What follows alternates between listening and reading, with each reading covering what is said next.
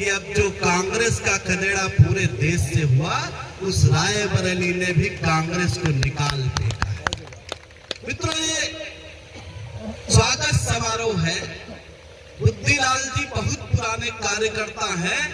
उन्होंने घोर बरसात भी देखी है, गर्मी भी देखी है, ठंडी भी देखी है, और उन्होंने भाजपा की हरियाली भी देखी है और सूखा भी देखा है। इसलिए उन्हें कुछ बताना नहीं है। लेकिन आज भी केंद्र में सत्ता होते हुए भी, प्रदेश में सत्ता होते हुए भी जिला अध्यक्ष के सामने दो चुनौतियां हैं मित्रों।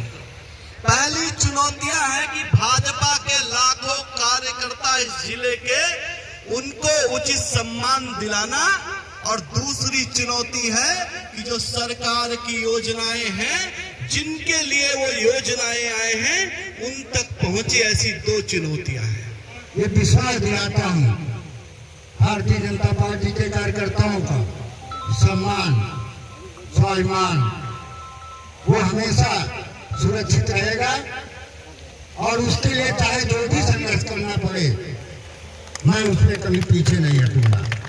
मित्रों, ये देश और प्रदेश निरंतर प्रगति के पथ पर जा रहा है। एक तरफ हम देखेंगे कि गरीब के उत्थान के लिए नरेंद्र मोदी जी ने चाहे किसानों के लिए शौचालय बनाना, चाहे किसान निधि देना, चाहे नीम कोटेड यूरिया देना, चाहे अस्पताल बनाना, चाहे आयुष्मान भारत बनाना, समाज के लिए नेशनल हाईवे की कनेक्टिविटी हो, एयरपोर्ट की कनेक्टिविटी हो, एम्स का बनाना हो, मेडिकल कॉलेज बनाना हो, अच्छी बिजली देना हो, अच्छी सड़क देना हो, और एक तरफ चंद्रमा के दक्षिणी ध्रुव पर चंद्रयान उतारना हो, और दूसरी तरफ अमेरिका के संसद के अंदर बैठ करके संबोधन करना हो। ये प्रधानमंत्री जी G20 के शिखर सम्मेलन की अध्यक्षता करनी हो।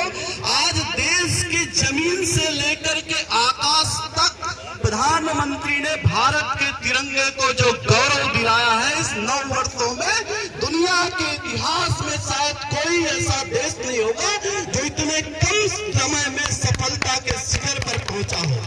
मित्रों, सामने मैं बहुत लंबी बात नहीं करूंगा, लेकिन आज हम सबके सामने दो चुनौतियां एक सप्ताह के अंदर आई हैं। एक, कर्नाटक के कुछ बिगड़ी मानसिकता के लोग जो इस देश में सिखों के साथ एक नया आंदोलन खड़ा कर रहे हैं, और दूसरा परसों इजराइल की घटना। आप सबने देखा होगा, आप सबके पास फोन है, और इजराइल में कैसे महिला सिपाहियों का वो वीडियो आपके आंखों में आया है। मित्रों, इसीलिए मैं अंतिम बात करूंगा। जब पिछले साल यूक्रेन और दो देशों के बीच में, इजराइल के बीच, रशिया के बीच में संघर्ष चल रहा था, तो दुनिया ने भारत के प्रधानमंत्री की ओर देखा था कि अगर ये तृतीय विश्व युद्ध समाप्त करना चाहते हैं, तृतीय विश्व युद्ध ना हो, इसीलिए आप इसकी पैरवी करिए। और आप सबको एक बात बताता हूं, यूक्रेन के अंदर दुनिया के बहुत सारे बच्चे मेडिकल और इंजीनियरिंग की शिक्षा लेने जाते हैं। भारत के प्रधानमंत्री ने दोनों देशों से बात की, और भारत के प्रधानमंत्री की बात पर दोनों देश सहमत हो गए, और दोनों देश ने कहा कि भारत की तिरंगा जिस गाड़ी पर लगा होगा, उस गाड़ी को कोई रोकेगा नहीं, कोई हमला नहीं करेगा। इस तिरंगे के गौरव को दिलाने का काम भारतीय जनता पार्टी ने किया है। मित्रों, मैं आज इस कार्यक्रम में बस इतना ही कहता हूं, बुद्धिलाल जी को भी मैं शुभकामना देता हूं कि रायबरेली के लाखों कार्यकर्ताओं का सम्मान बचा रहे, और 18 लाख वोटरों को ये जितनी भी योजनाएं हैं, इनका लाभ मिल जाए, तो संसद के अंदर कोई गांधी परिवार का व्यक्ति बैठ नहीं पाएगा। इसीलिए बहुत बहुत शुभकामनाएं से अपनी बात समाप्त करता हूं। धन्यवाद।